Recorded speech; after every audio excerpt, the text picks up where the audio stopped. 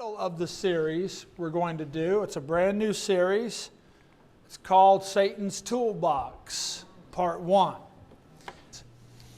In Revelation 20, verses 1 through 3, as we near the end of the book of Revelation, it says, "Then I saw an angel coming down from heaven, holding the key of the abyss and a great chain in his hand.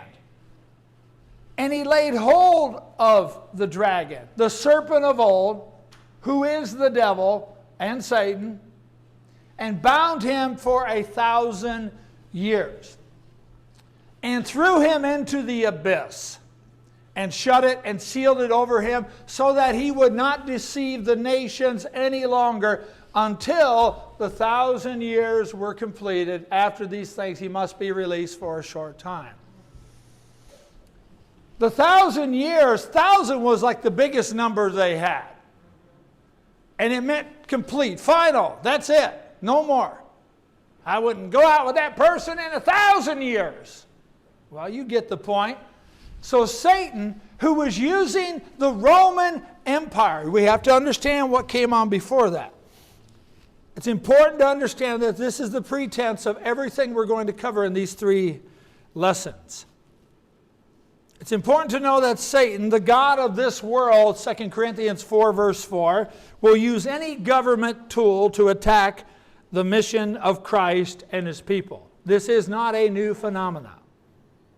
For the first century church in the Roman Empire, the devil, the dragon, i.e. Satan, launched empirical persecution through the Roman government, exactly what was pointed out in Revelation 17 verses 8 through 13, identifying the actual Caesars. By the end of the revelation from Christ in Revelation 20 verses 1 through 3, by the time we get to Revelation 20 verses 1 through 3, we find this particular tool, the empirical government run by Caesar, he's taken out of the tool belt of Satan. See, Satan uses tools to try and assault the people of God. But God has decreed, Christ has decreed, because it's a letter from Christ via route through John, that I'm going to disarm Satan. He won't be able to use this tool, this big, bad, ugly tool that he's using right now to persecute the Christians. And he was. I'm going to take that tool out of his tool belt.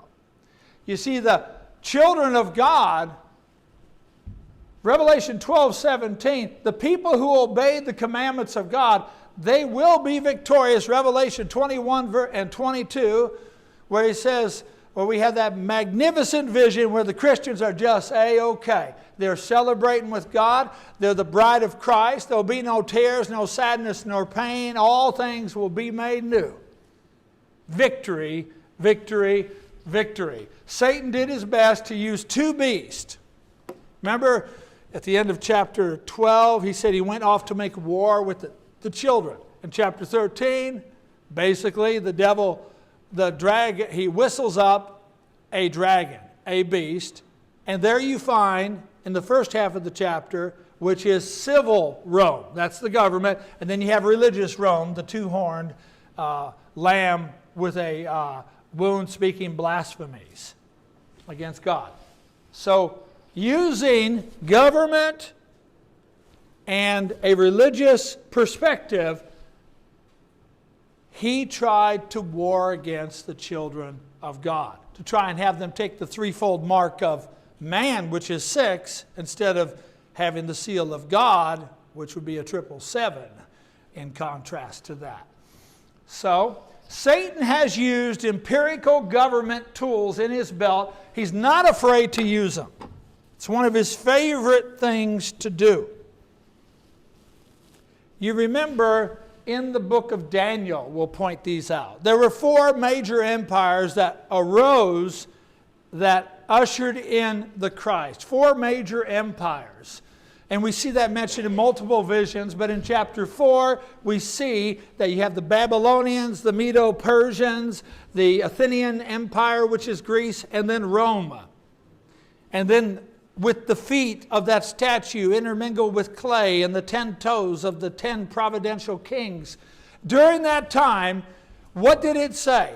It said the stone, which is Christ, cut out of the mountain without hands that crushed the iron, the bronze, the silver, and the gold. Jesus' kingdom crushed it all. The statue collapsed. Christ has the last say in any persecution against God's people.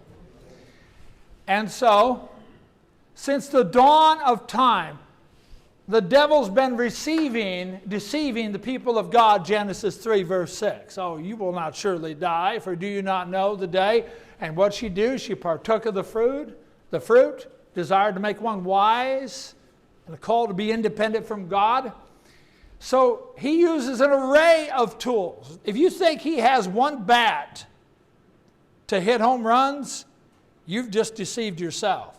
He will use anything and everyone in your life, if possible, to lead you to the throne of hell. And so, this includes governments that persecuted the people of God, well documented. You have the Egyptian, Canaanite, Hittite, Babylonian, Persian, Athenian, and Roman, just as example. And through time, we see the same thing. He will pull these government tools and try to persecute God's people.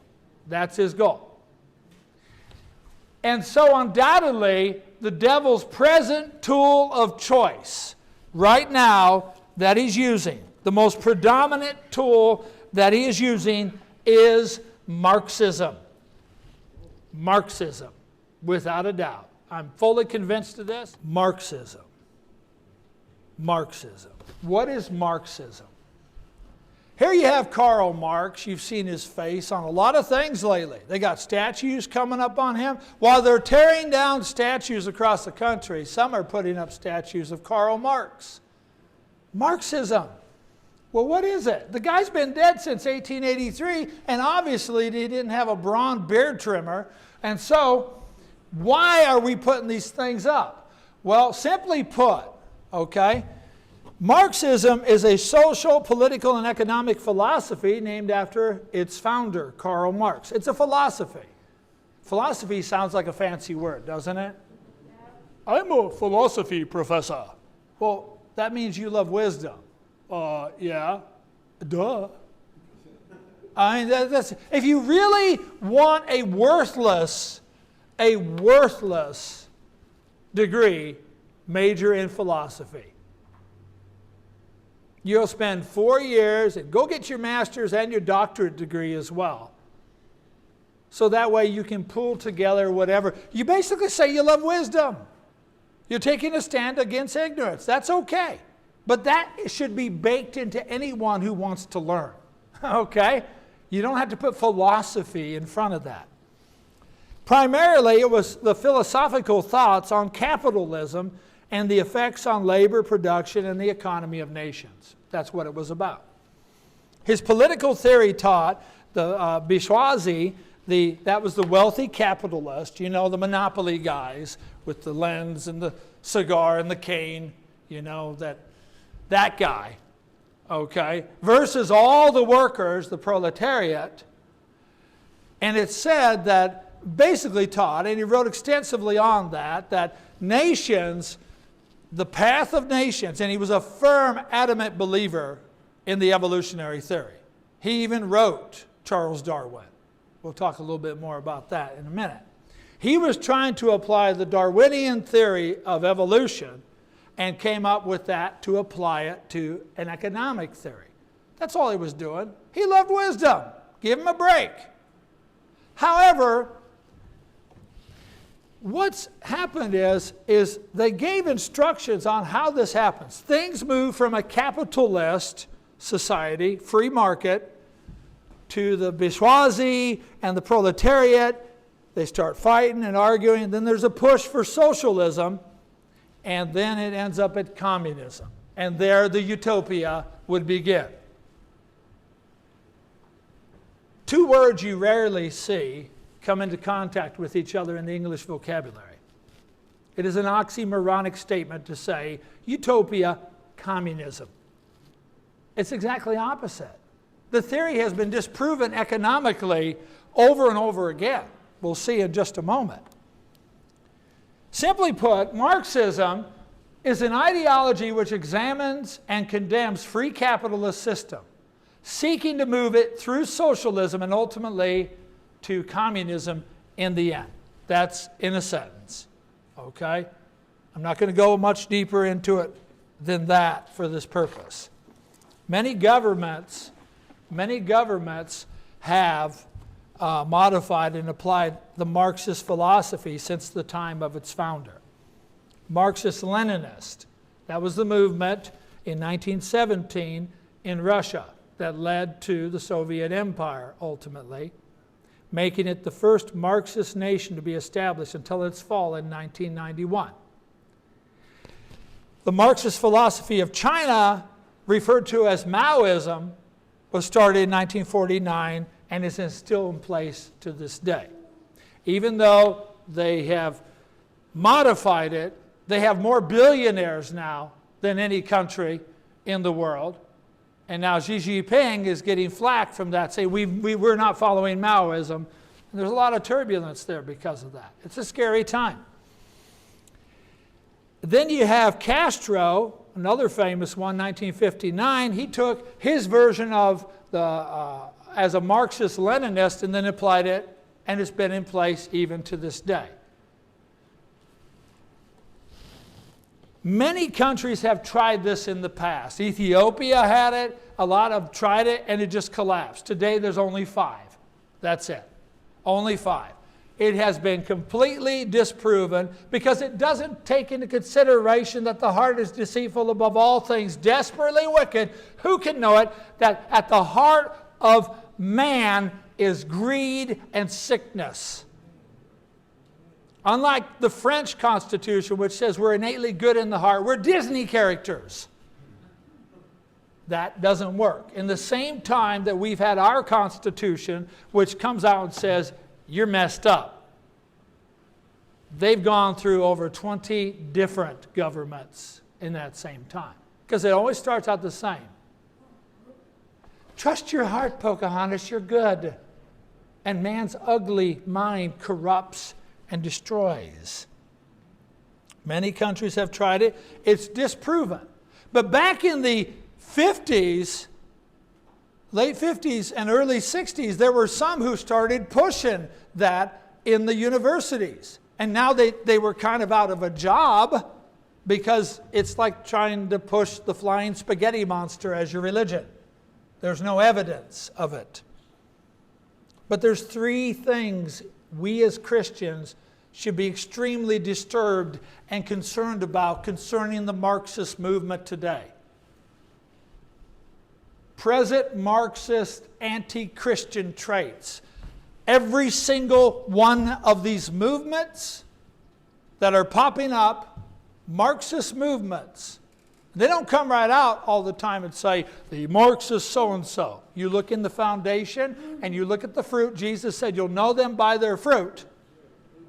Okay? If you're walking under a tree and get hit in the head with an apple, and you look up and you see apples, can you kind of figure out what tree that might be? If you say walnut, you've lost your nuts at that point. And so, there are 3 present Marxist anti-Christian traits which should have every single brother and sister in Christ uniformly condemn anything to do with Marxism. Here they are. First of all, anti-religion. Anti-religion. Karl Marx was one of 9 children when he was born in 1818. And though his parents were Jewish, they had a law in Prussia that made it to where, and he came from a well-to-do family, but they had a law they passed, a local ordinance, which said Jews could not be part of high society. And so in 1816, they went ahead and converted to Lutheran after that 1850 law banning the Jews. And his father was a huge fan of the godless philosophers Immanuel Kant and Voltaire. And if you've studied anything that they have, You would never subscribe to that and hang on to this book at the same time. You can't. They hated God. This was nurtured in the heart of young Karl, including his hostility against religion. Karl Marx was an atheist and referred to religion as the soul of soulless conditions and the opium of the people. He was hostile against religion, for it went against his evolutionary-based theory. In fact, he was so adamant against religion that when he wrote his Das Kapital, which was his, basically his dissertation to be published, he wrote and sent a copy to Charles Darwin and asked him if he would write the intro and the dedication of the book. He wanted to dedicate the book to Charles Darwin because it was Darwinian theories that led him to transfer it to economic. Darwin said, "Are you kidding, man? This is crazy." Even Darwin was not hostile against religion. When Charles Darwin says, "Dude, you got a problem with religion and I can't endorse your book," you know you got a problem with God. And this is one of the trademarks of the Marxist-based philosophy, the restriction of religion. In a capitalist system as expressed in the First Amendment of our Constitution, there is freedom of religion. The Bible says the fool has said in his heart there is no God, Psalm 14:1. That's our position. In the Marxist-based people, there's freedom from religion. Freedom from religion. In essence, they teach the person who believes in God is a fool. And this makes it a powerful tool in Satan's hands. This is a tool he desperately wants to hold in his hands. They're also anti-family. Did you know that? They're anti-family. Quote, Marxists argue that the nuclear family performs ideological functions for capitalism. The family acts as a unit of consumption and teaches passive acceptance of hierarchy. Unquote. Thompson wrote that. To the Marxist philosopher, wealth is passed down through families, and so are traditional religious values passed down to families. And that is a threat. The Bible teaches Christians to seek the values of a nuclear family. God knows society functions best having a mother and a father in wedlock to bring forth the next generation whom they did not exasperate and pass on the baton of faith, and that society becomes stronger. The Bible's clear. The Bible's very, very clear that families are the building blocks of society.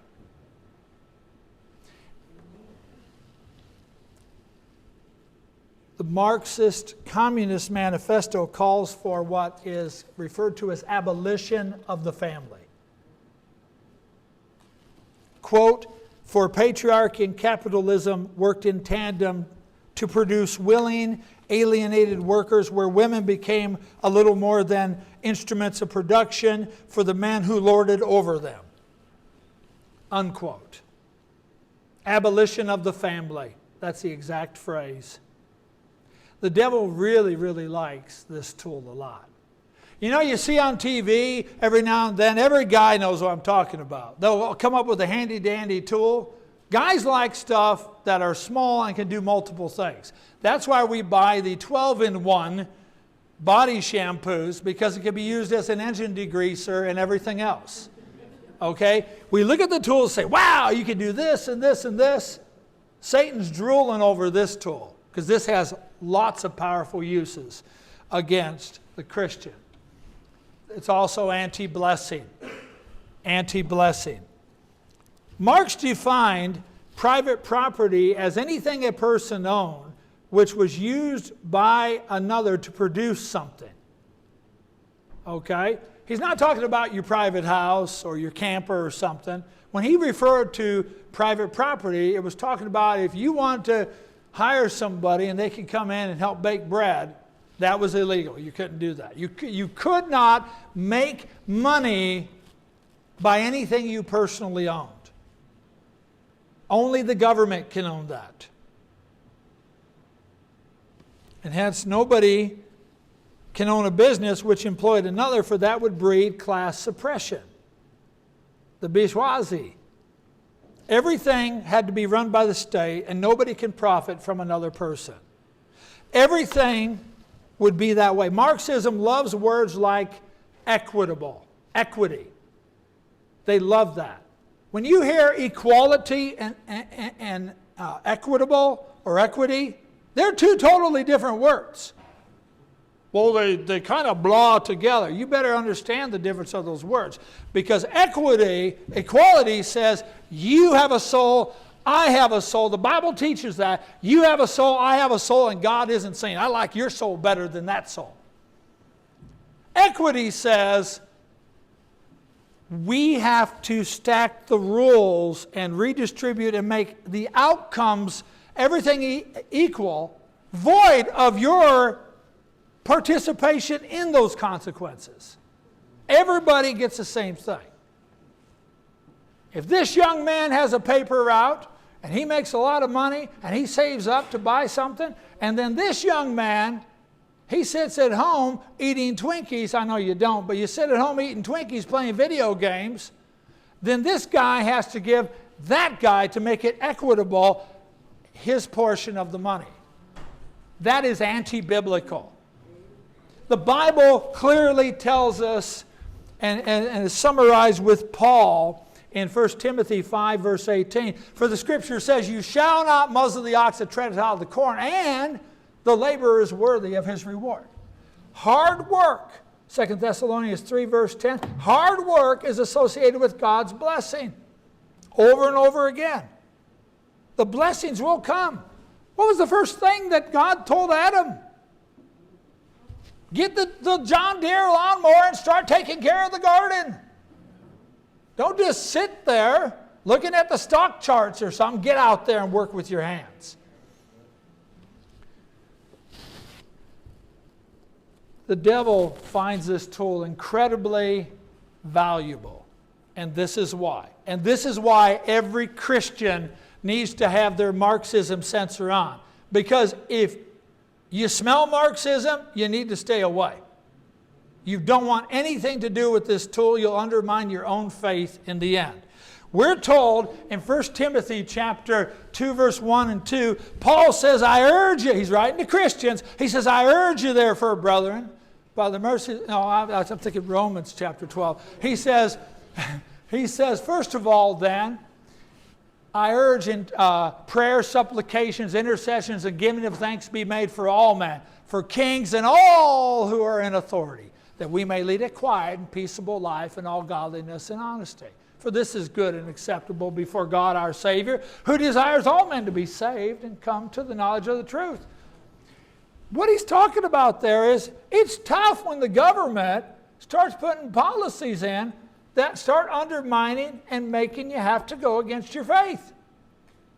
And Paul says, pray that it will be a peaceable environment that you can thrive in your Christianity.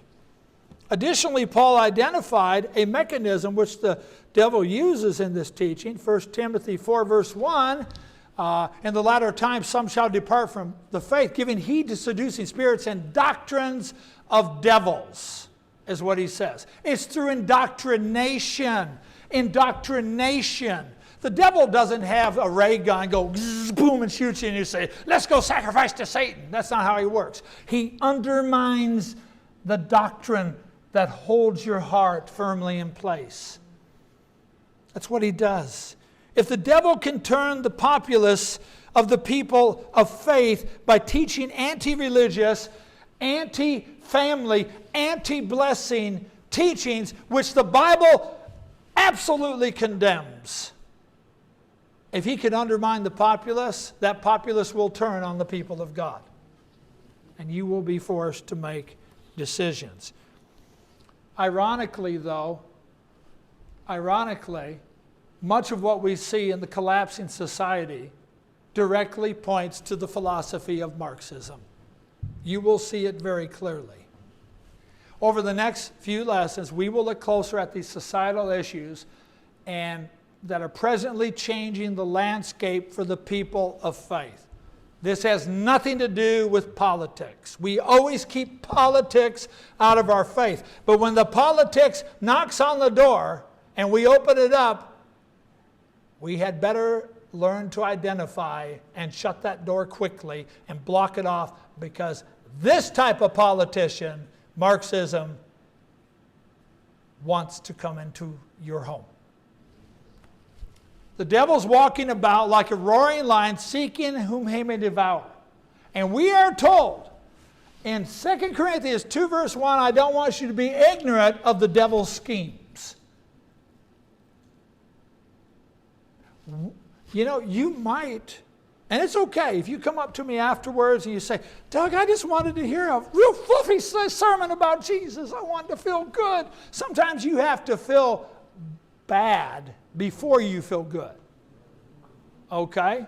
I was studying with a guy one time down in it was Lubbock, and he said, well, I believe this is hell down here. I said, why do you say that? He says, it can't get any worse than that. I stomp on his toe, and he says, what'd you do that for? I said, it got worse, didn't it? That guy did end up converting down the road, but, you know, it's that throbbing toe taught him a lesson. Plus, I shook that arthritis out of my knee. And so let's not be ignorant of his devices. Let's look at the history of critical race theory. Have you seen what's going on in the media? It is crazy.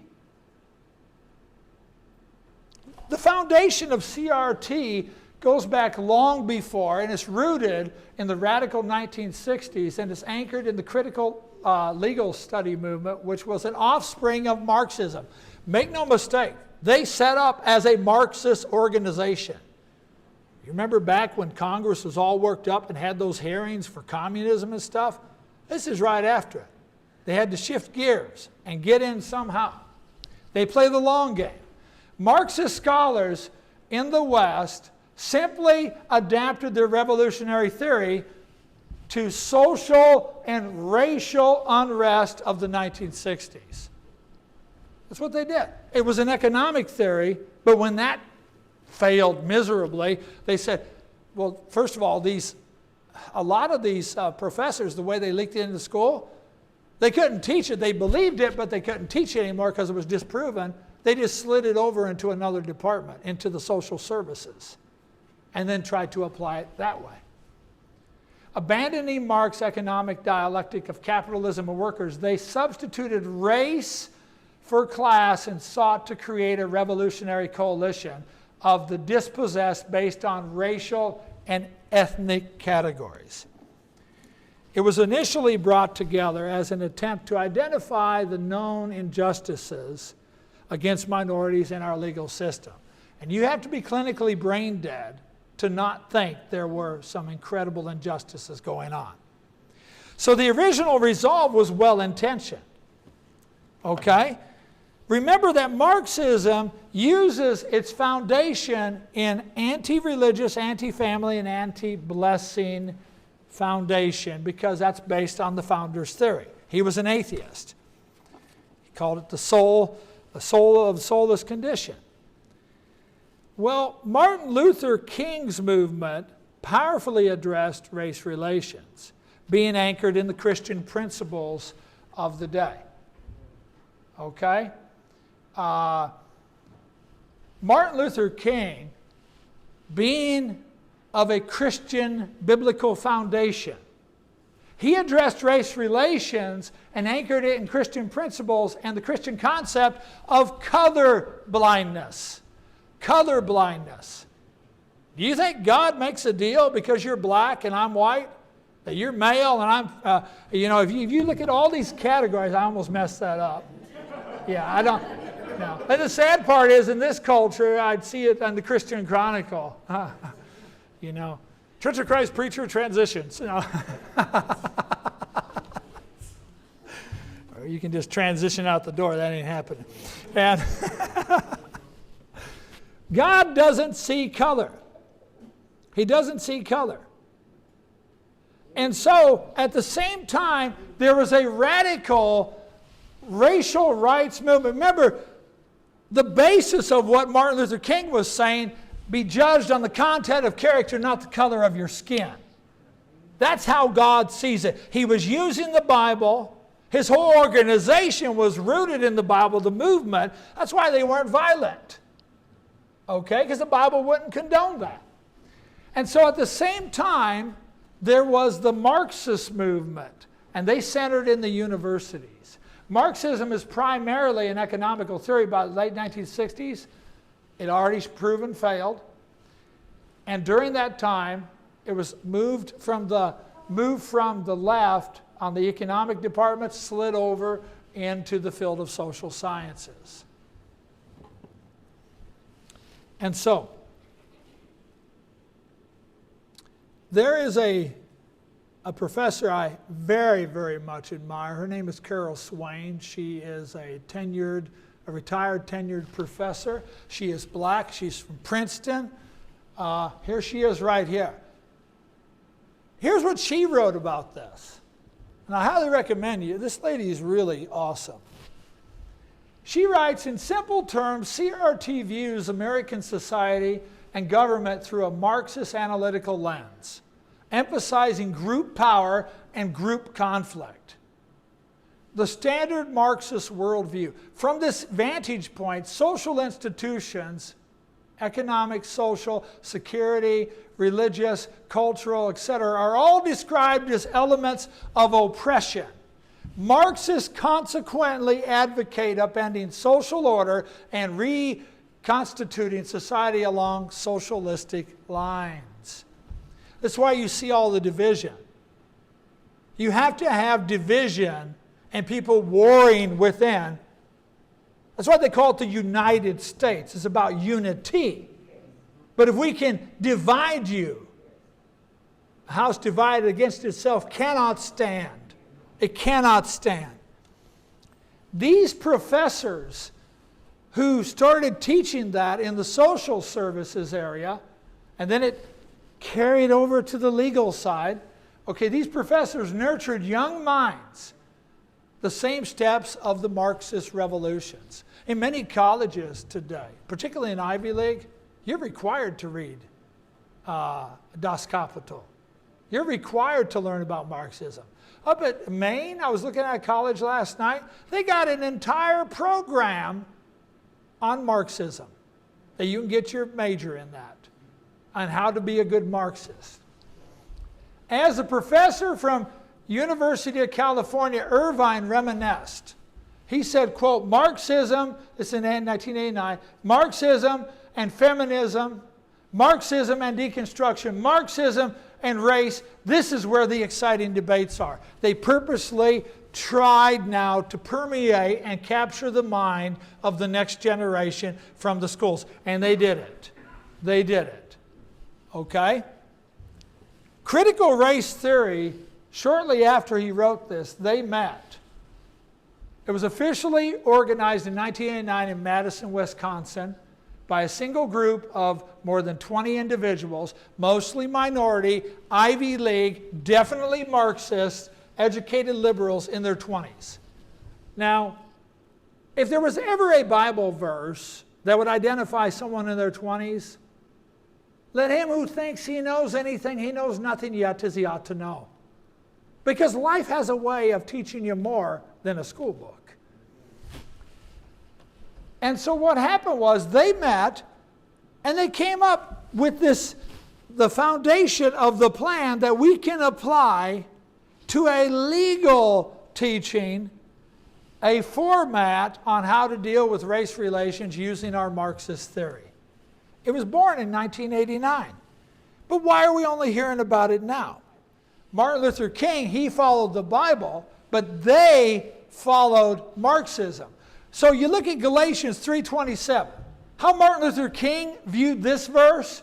There is neither Jew nor Greek, male nor female, bond nor free. We are all one in Christ Jesus. Jesus is colorblind. Okay?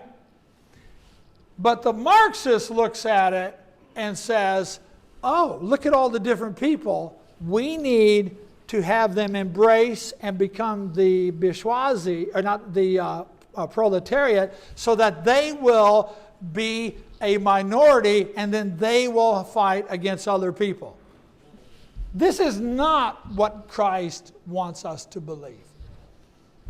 And all this division you see cropping up, and believe me, they would love nothing more than the church family to fight and dissolve. Nothing more than that. And so, what happened, many of these radicals and these well-educated men and women in their 20s, they're pro-Marxist young people, they got jobs at their universities they went to. Many of them Ivy League. And they kept developing and working on it, indoctrinating the next generation of students. And in 2001, titled Critical Race Theory, an Introduction, it was finally published. So that's when it was finally released officially. They proposed and promoted certain concepts of their theory as fact, all contrary to Christian teaching. If you're feeling like something's crawling on you when you watch the news, that's a real feeling, and your feelings do matter, because this is not the same world anymore. American Bar Association points out 3 things here. Recognition that race is not biologically real. Did you know that? Did you know that? Even though it is genetic. Do you think Brother Wingate chose this? No, but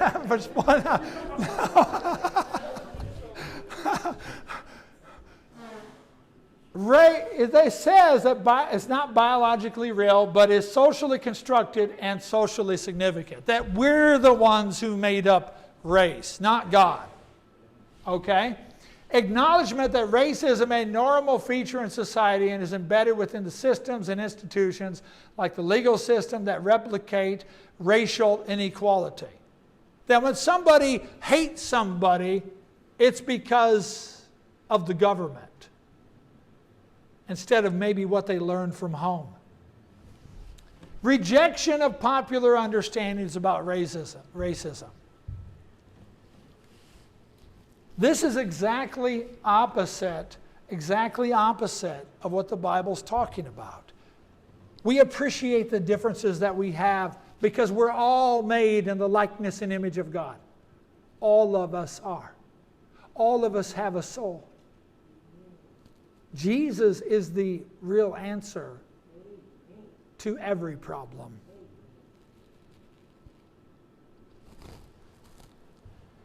This went completely against what Martin Luther King taught. The same group is now attempting to take law school college theory, a law school college theory, and boil it down and stick it into the elementary school systems. That's what they're trying to do. To take this theory and now indoctrinate the youngest, most vulnerable, the future of the country. By the way, that is a Marxist tactic. I want to read to you, just touch base. Now that you know a little bit more about Marxism, I want to give you some headlines. Some of the headlines. Virginia college staff training video labels straight white Christian males as, quote, oppressors who engage in the systematic subjection of minorities. This dude is paying to go to school and he's having racism committed against him. Penn State professor singles out average white guy in lecture, says race benefits him over black students. They poll an average white guy and the most accomplished, quote, black guy, they put him there, and they start pointing fingers at the white guy, say, well, you have all these benefits, you have all these benefits. That's messed up, my friend.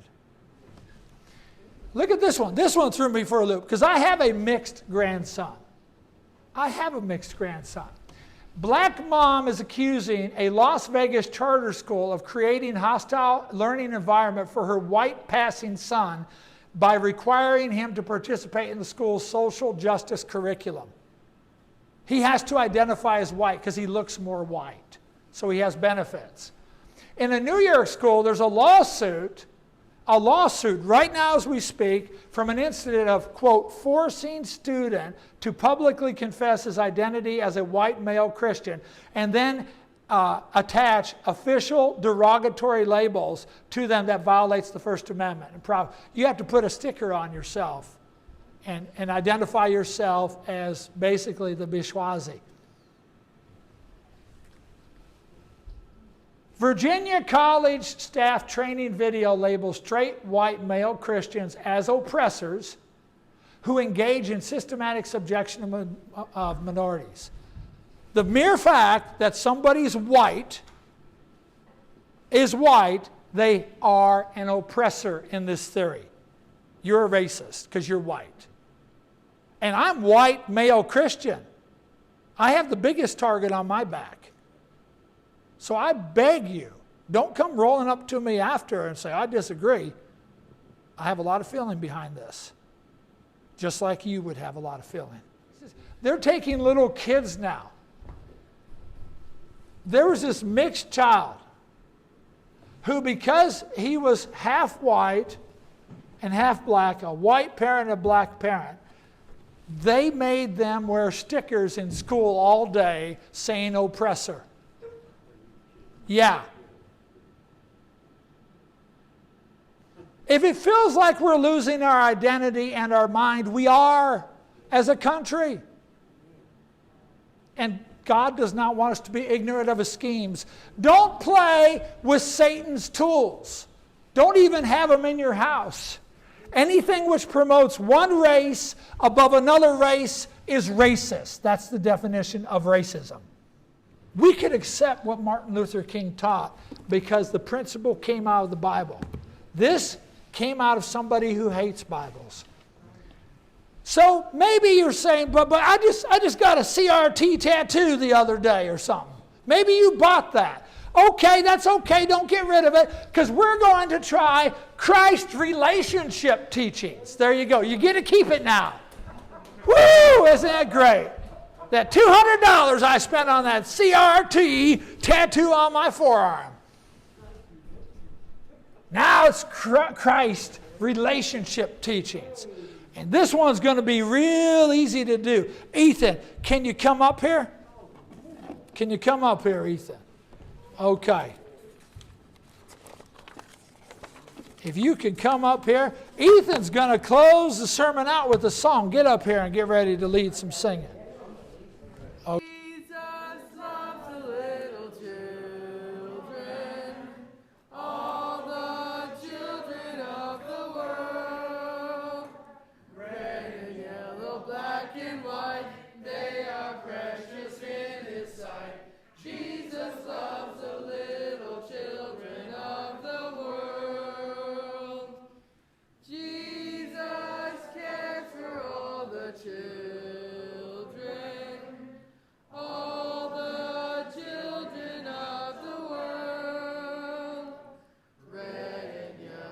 Black and white.